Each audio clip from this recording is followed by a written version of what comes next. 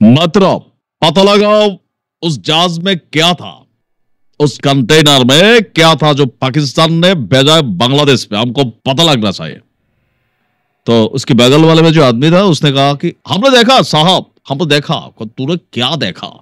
तो इतना बड़ा बड़ा डब्बा था, इतना 270 डब्बा आया, इतना बड़ा। तो हमने दरवाजा खोला तो अंदर से मैंने देखा। तूने क्या देखा? मैंने देखा, बिल्कुल साफ साफ देखा। उसके अंदर टमाटो था, সিম था, পেঁয়াজ था, আলু था, তারপরে হচ্ছে সরিয়া ম্যাশ था, আর অনেক কিছু था।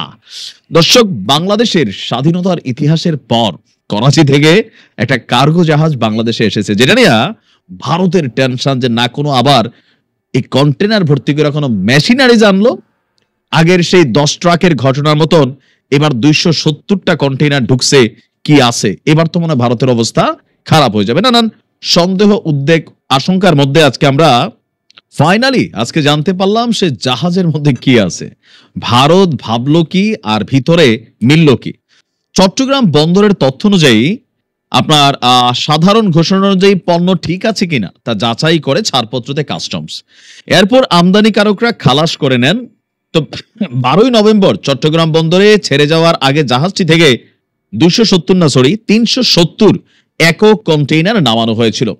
এর মধ্যে পাকিস্তানের করাচি বন্দর থেকে আনা হয়েছে 297টি একক কন্টেইনার, আর আরব আমিরাতের ছিল 73 একক কন্টেইনার। শিপিং এবং কাস্টম সূত্র বলছে পাকিস্তান থেকে আমদানি হওয়া কন্টেইনারে রয়েছে কাঁচামাল, ভোগ্যপণ্য, শিল্পের কাঁচামাল। এসব পণ্যের ওজন প্রায় 6337 টন। পাকিস্তানের 18টি রপ্তানিকারক প্রতিষ্ঠান এসব পণ্য সরবরাহ করেছে। আর তালিকা অনুযায়ী পাকিস্তান থেকে জাহাজে করে সবচেয়ে বেশি আনা হয়েছে সোডিয়াম কার্বনেট বা সোডা অ্যাশ। এটা বেসিক্যালি টেক্সটাইল সহ বিভিন্ন শিল্পের কাঁচামাল হিসেবে ব্যবহৃত হয়। মোট 115টি কন্টেইনারে রয়েছে সোডা অ্যাশ।